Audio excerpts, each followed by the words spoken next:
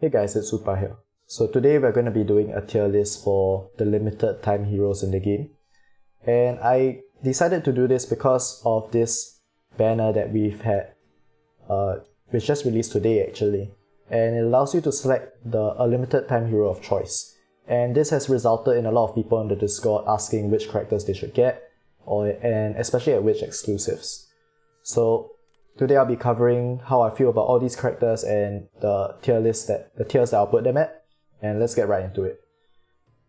So first of all, I just want to say that this assumes that each character will be at exclusive 3, and if you're obviously this may not be realistic for every player who might just be getting characters to exclusive 0. So either in a separate video or at the end of this video, I will discuss in particular the exclusives needed for each of these characters to become strong and what value each exclusive brings to the table. So I'm using a pre-existing tier list someone else made. It doesn't have a name, but credits to whoever spent all the time importing these characters. Of course, I only took out the limited time heroes and added Nicolith, who wasn't inside. So let's get into it. And for Nicolith, I'll put her in S tier. So later on I may move things around depending on how I see things placed, but for now Nicolith is S tier. There are two main parts of her kits which is really strong. So the first is that she massively increases damage your team does based on her tenacity. And the second is she allows your strongest character in the team to attack twice. And beyond that, she also does give a shield and gives a buff which prevents your heroes from falling below certain damage thresholds. And all these combined makes her a very strong character in both PvP and PvE. So for PvE, she just massively boosts your team's damage and some survivability. And for PvP, in combination with characters like Marie and Apsara, she helps you deal a bunch of damage to teams, and through the damage recording feature of Apsara, helps you to one-shot the enemies. And the buff that she gives that prevents your heroes from going past certain damage thresholds is also very useful. So next we have Marie, and Marie without a doubt in my mind goes into SS tier. I would say she's the strongest character in the game right now. Her damage is just so absurd, it's ridiculous. And not just that, she has an amazing exclusive tool where it prevents your team from taking damage if it's not crit damage.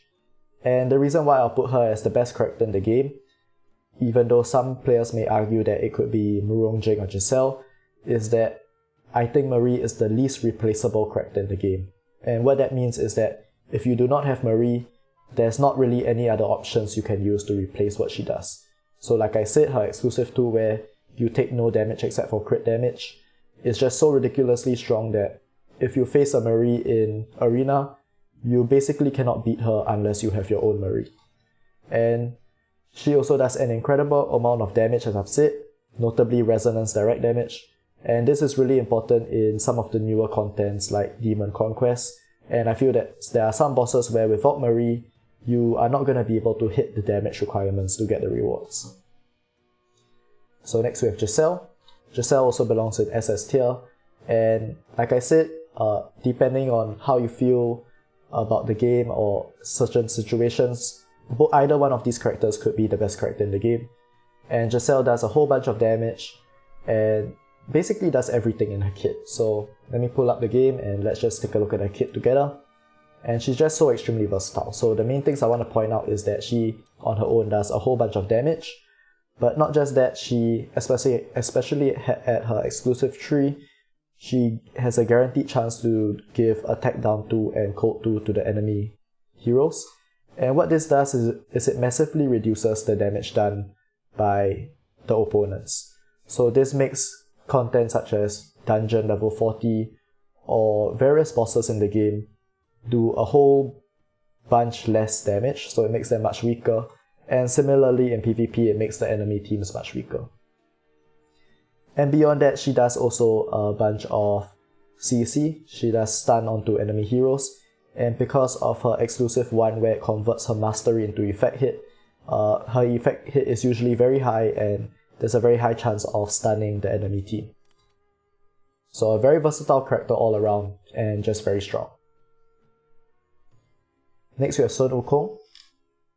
And Sun Wukong I'll put in S tier. So Sun Wukong is a defensive character who does direct damage. His damage is decent as far as the support character goes, but that's not the main part of his kit. The main part is the shield he does, and more importantly, the massive survivability that he brings to your team. So at exclusive 3, he also gives massive amounts of mastery, res, and tenacity, and I think that's the main part of his kit that makes your team extremely tanky. And he still is very strong in PvP and PvE content. I would say especially PvP content, and he still has a place in some of the meta teams. And next we have Murongjing. So Murongjing is without a doubt the best defensive character in the game. He does so many things in his kit, and the main things that I will talk about is, first, he does a bunch of damage when you have him at exclusive 3, but defensive wise, he gives your team stealth when he uses his special 2, and he also massively reduces the damage that your team takes. So you can take a look at his kit, and you can see that it reduces your basic attack damage and skill damage that you receive by 50% when you max the skill. And he also does insane amount of healing for your team. So when you take small chunks of damage, Murongjing is just going to heal your team completely. And his echo is also extremely strong, and further increases your damage that your team deals and reduces damage that your team takes. So next we have Irato. And unfortunately, I think I'll have to put Irato in S tier and not SS tier. So Irato used to be the best character in the game, but I think she has to go down 1 tier because after Marie was added, Irato is seen much less in PvP content. And she still does have a place in PvP teams, don't get me wrong. There are some players who still choose to use her alongside Marie or for 3v3 in a different team as Marie. But she's simply not as strong as she used to be. Irato used to be so dominant in every content of the game, but now she's still strong in PvE for sure, but less so in PvP. What her kit does is pretty straightforward. She basically just does a whole bunch of damage, and the longer the fight goes, she does even more damage. And her pursue and attacks is really strong in PvP content. So she's still definitely a very strong character and worth getting, but I believe she's not in the leagues as those in the SS tier anymore. So next we have Apsara, and Apsara without question goes into S tier. So Apsara has her damage recording function, which alongside Marie has completely changed the meta of PvP content. And that's done by using the damage recording feature, dealing a whole bunch of damage, and then the next time the enemy takes a turn, they either take a whole chunk of damage or they just instantly die. So that's one part which makes her strong, and she also has skills which buffs Marie's damage as well. But even in the PvE side of things, Apsara is extremely strong. She gives turn meter buffs, and she also, through her damage recording feature, allows you to just simply deal much more damage in any form of content. And I think this is especially important in Demon Prison when you must meet certain damage requirements to get the rewards, and Apsara goes a long way in helping you deal the required amount of damage. So now we have Esther, and I'll put Esther in A tier for now, or maybe high B tier. I'll put her in high B tier. So Esther was actually one of the weaker limited time heroes for quite a while, but she's recently seen a resurgence since the introduction of Marie, and Esther is a really good support to allow your Marie to deal more damage, especially since she gives a whole bunch of piercing. But besides her somewhat niche use case of being used with Marie, Esther still doesn't see that much use. She's definitely part of the strong meta PvP teams and used in some PvE content, but besides this use case, she isn't used in other content, and that's why I'll have her in B tier, because there's only very specific reasons why you would put her into a team. Next we have Lydia, and Lydia goes into A tier. So she's actually one of the older limited time heroes, but still stands the test of time as a very strong character. She does a decent amount of damage on her own, but that's not the main part of her kit, which is her exclusive 2 where she reduces the cooldown of your skills. and this has found her a spot in meta PvP teams. And in PvE, she also is extremely strong, like I said, because of her cooldown reduction, especially alongside Big Jack over here.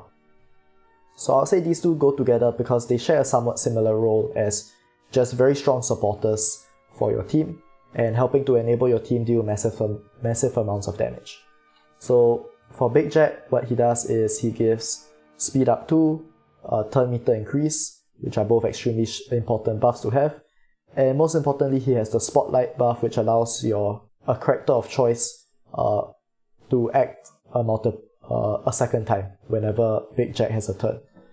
So this just helps you deal a lot more damage and just a very good all-rounder support to have. And what's even better is that he's good at Exclusive 0. So next we have Beatrix, and Beatrix definitely goes into A tier as well. I think some people may say that she belongs in S tier, and I definitely can see that, but I will just put her as the top character in A tier. So Beatrix also is just another fantastic support and helps teams such as the Marie team to deal a whole bunch of damage. So there's not much to say about her kit other than she is quite exclusive tree reliant and somewhat hard to build because she needs, I think, 250% effect hit.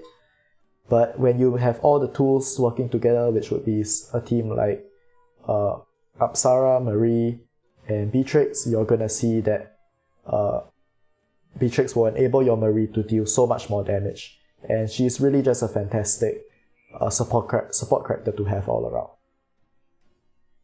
Next we have Jingle Bell, and unfortunately Jingle Bell will have to be in B tier. So I was considering putting her at C tier, but I think that's just too unfair. But Jingle Bell is first of all very exclusive tree reliant, and she does do a lot of direct damage at exclusive tree. However, she has been completely overshadowed by Marie, who's just completely taken over the game. And because of that, Jingle Bell doesn't really have a spot in any teams in the game anymore.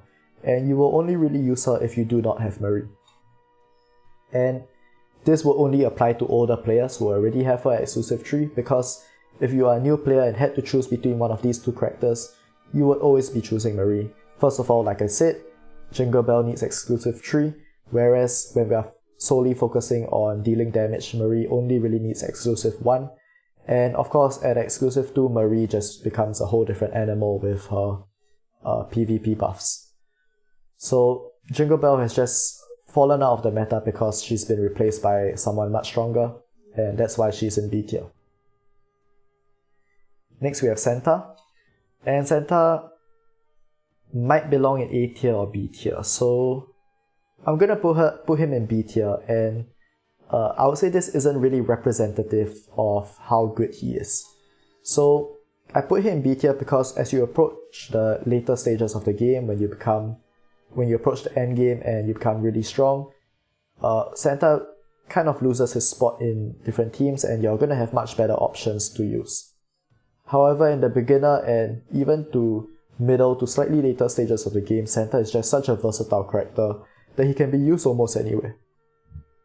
So what he does is, he gives your team speed up 2, a shield, he debuffs enemies with speed down 2 and freeze, and he also has his buff with the present that gives your team either damage or damage reduction based on the hero type that you're using. So he's an extremely versatile character, and don't be misled by him being in B tier. He is still a really, really good character to have. And there's a reason why players always say to take Nicholas from the Rainbow Diamond chest. It's because he's really good, and that still hasn't changed. It's just that limited time heroes in general are just all extremely strong characters, so just because something is B tier, it by no means means that it's a bad character, so don't be misled by this. Next we have Paulin, and Paulin I'll put in C tier because he's not really used anywhere anymore.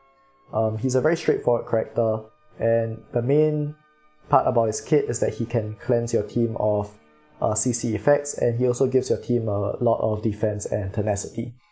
However, he being a very old limited time hero character, he definitely has fallen off in terms of power level and isn't really used in many places anymore. He's a good budget option to have in, I guess, your 3v3 arena teams, but beyond that, he's not really used in many places. Next we have Hingy Tree, and Hingy Tree is very similar to Pauline in the sense that she isn't really used anywhere. In fact, when she was released, she was a good character for sure, but she wasn't game-changing or anything, and with stronger characters having been released, she's just become even weaker over time. One good thing I have to say about her is that she is good at Exclusive 0, and her defensive buffs are still somewhat solid. However, there are simply much better limited time hero options for defensive capabilities, and even then, I would say that there are better non-limited time heroes to invest in rather than trying to get a character like Hingy Tree. So unfortunately, not much plays in any content anymore, not even PvP content, but still usable if for whatever reason if you have her. And lastly, we have Little Jack. So Little Jack is also another character which isn't really useful anymore. There are some use cases for him. I think we can take a look. I believe that some people use him in Purgatory of Seven Sins, so let's take a look.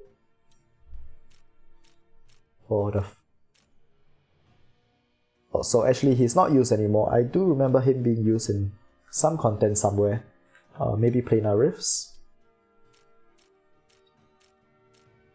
Yeah, so in Planar Rifts, you can still see that he's being used, but this is just a very niche use case for him. And it's definitely not a character you want to invest in when there are so many better options. All he really does is improve your team's damage slightly, and he also is quite exclusive reliant. So unfortunately, I'll have to put him in C tier. So let's just take one last look at where I've placed everyone, and I'll see if I'm happy with this list. So my SS tier definitely will be these three characters. As I've said already, you can move these characters around and make a very valid argument for any of them. For S tier, I think this is a fair rating for all of them. You can go by order. I think some people would say that Irato belongs as the top of S tier. I think that's also fair. It kind of depends whether you're looking at how strong these characters are in terms of damage, in which you would say Irato is better, or support, in which a character like Apsara is better. And Wukong also is extremely strong as a support. So once again, these characters can be shifted around, and you can make a very valid argument for any of these. For A tier, I'm very happy with this. I think Santa can move up compared to Esther for B tier, because Santa is a lot more versatile than Esther is. And for C tier, I think this is fair to say. You can once again move any of these characters around. The C tier it's just really characters which have kind of lost their place in the meta and are not really relevant anymore. I've left D tier empty because, like I said, this is an unlimited time hero tier list, and pretty much all limited time heroes are strong. So just because you see a character in B tier or C tier doesn't mean they are weak. It just means that the characters above are just so much stronger. So I don't feel that any of these characters are really deserving of a D tier. At most, maybe I'll put Hingy in D tier, but I think it's fair for them to all be in C tier like this. So that's all for this section of the video, and let me know what you think about this tier list. Of course, this is just my opinion, and it is not necessarily the right one, although I feel that this is a pretty accurate representation of the usage and how strong these characters are. But if you feel that something has been underrated or overrated, feel free to let me know in the comments, and I'm interested to see what you guys feel about this.